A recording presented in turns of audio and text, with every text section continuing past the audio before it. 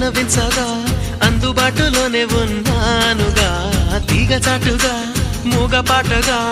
ఆగిపోకే ragamalika